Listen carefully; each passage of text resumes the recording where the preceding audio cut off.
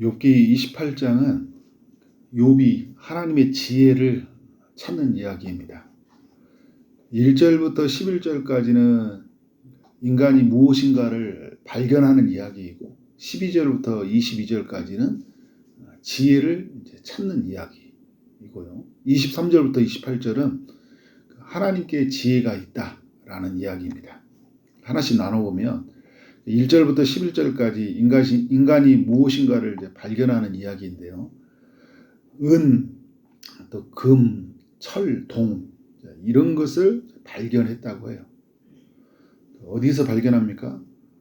땅 아래에서 깊은 곳까지 내려가서 이런 것을 발견한 거예요.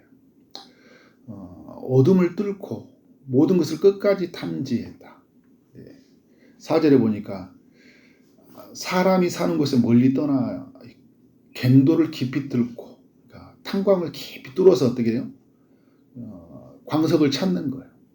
발길이 닿지 않는 곳까지 가서 광석을 찾아요. 그래서 여러분 광석을 찾아서 어떻게 한가요?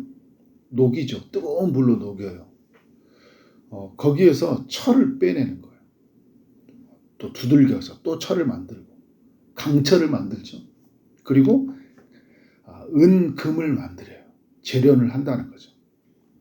동을 만들어내요.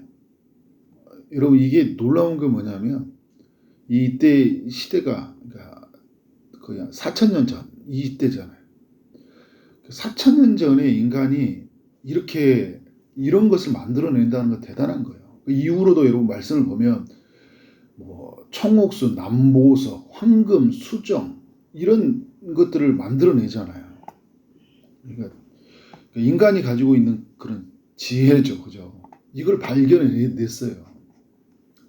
깊은 곳까지 내려가서. 지금이야 우리가 여러분 장비가 있으니까 남들이 그렇게 사니까 그렇게 하는가 보다 했지. 처음에 인간은 여러분 돌을 가지고 살았잖아요. 돌로 가지고 살았는데 그 돌 속에서 금이 있다는 걸 알게 되고 그 금을 어떻게 만들어내지? 그리고 그 금을 어떻게 장식으로 만들어낸다는 걸 생각해 보는 것 굉장히 쉬운 게 아니에요, 여러분. 지금 우리는 만들어져 있는 걸 보는 사람들이잖아요.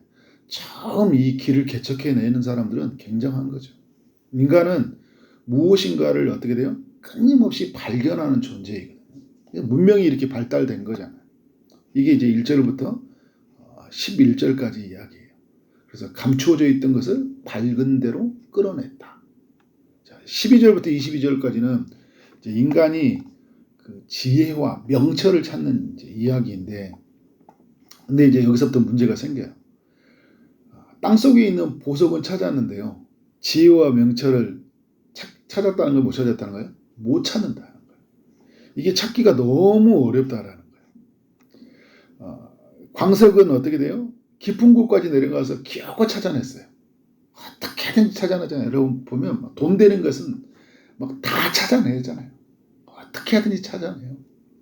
그런데 지혜와 명철은 그렇게 찾아내는 것이 아니다라고 이야기를 합니다.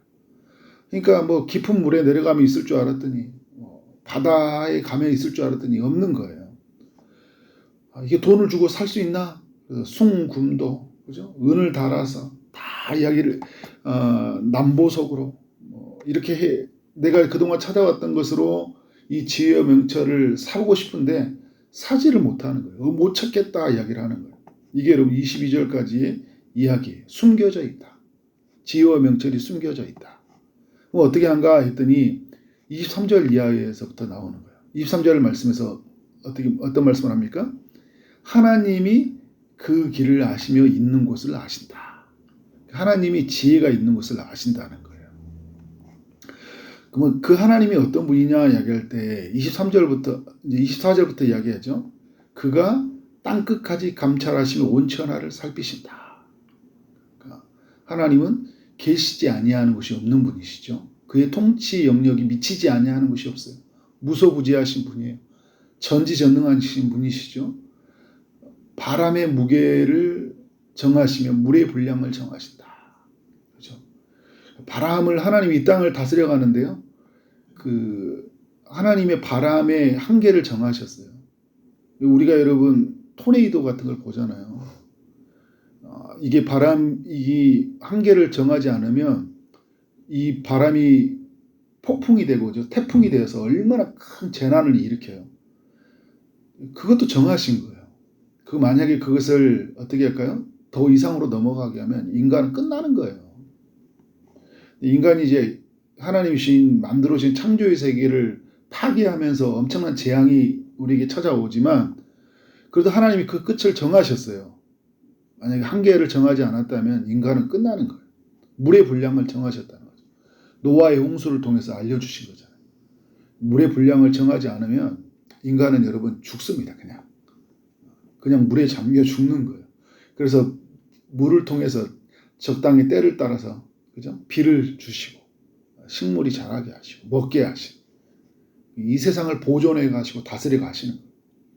비 내리는 법칙을 정하시고 비구름의 길과 우레의 법칙을 만드셨다. 하나님이 당신의 지혜로 이 세상을 다스리고 보존해 간다는 거예요. 이걸 통해서 우리가 뭘 알 수 있는 거예요? 하나님이 지혜의 근원이시다. 하나님이 지혜로 이 세상을 다스려 가신다.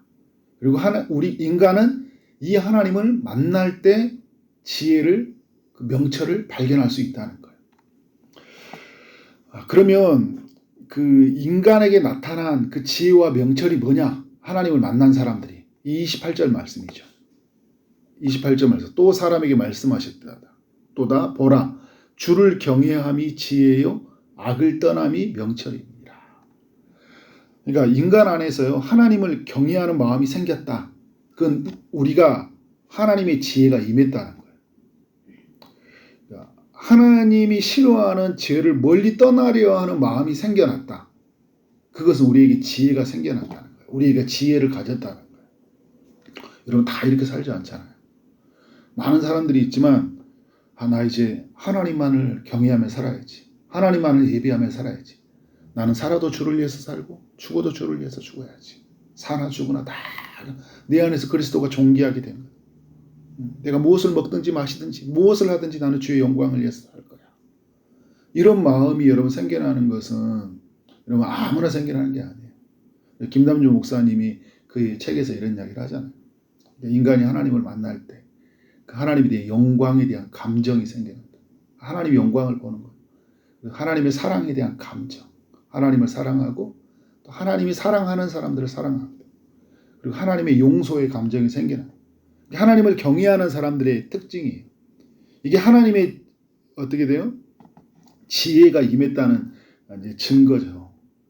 그러니까 이 지혜가 임하니까 어떻게 되는 거예요? 하나님을 경외하며 사는 거고. 죄가 우리 안에 들어오면 어떻게 돼요? 죄를 미워하는 마음이 생긴다니까요. 그래서 하나님이 이 일은 하나님 기뻐하지 않아.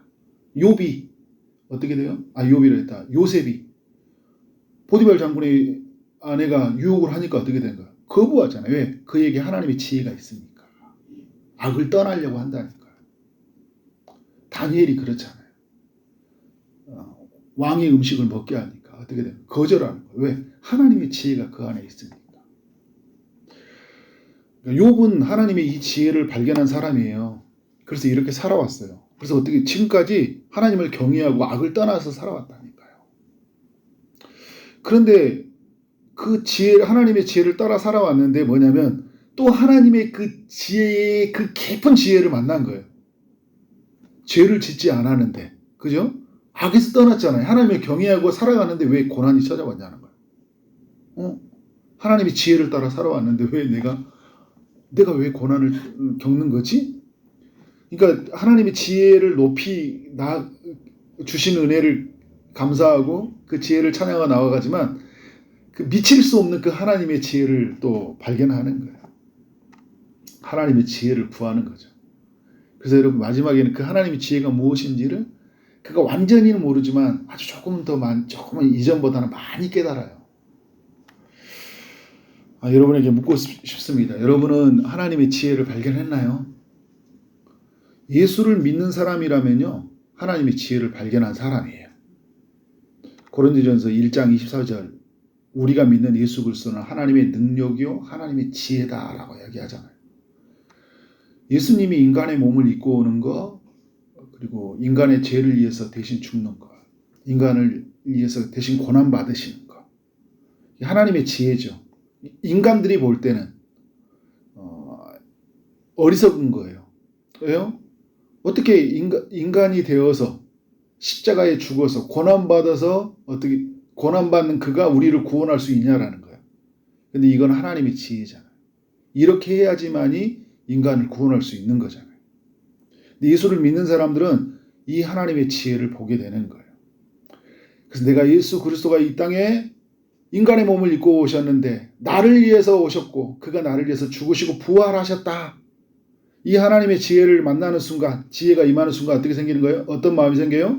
이 오늘 말씀의 28절 말처럼 주를 경외하는 마음이 생겨나는 거예요. 내가 예수를 만나는 순간 나 이제 주를 위해서 살아야지. 그래서 이전에는 죄가 내 안에 삶에 이끄는 방식이었어요. 누가 보이지 않는 곳에는 죄를 마음껏 행하며 살아갔어요. 근데 여러분 어떻게 하나님 앞에서 사니까 이제 하나님을 내 안에서 모시고 사니까 어떻게 된 거예요? 악을과 함께 살 수 없는 그런 상태가 되어진 거예요. 떠나 사는 거예요. 여러분 더욱 놀라운 사실이 뭐예요? 예수님이 십자가에 죽으시고 부활하시고 하늘로 올라가시고 나서 누구를 보내주셨어요? 성령님을 보내셨잖아요. 이 성령님을 뭐라고 하십니까? 지혜의 영이라고 하잖아요. 굉장히 놀라운 건 뭐냐면요. 전에는요 우리가 지혜가 우리 밖에 있었거든요. 그래서 지혜를 찾았잖아요. 지혜로웠으면 좋겠다. 그래서 엄청나게 공부를 많이 해요. 책도 많이 읽어요. 여행도 많이 가요. 그래서 지혜를 얻어요. 이렇게 사는 거구나.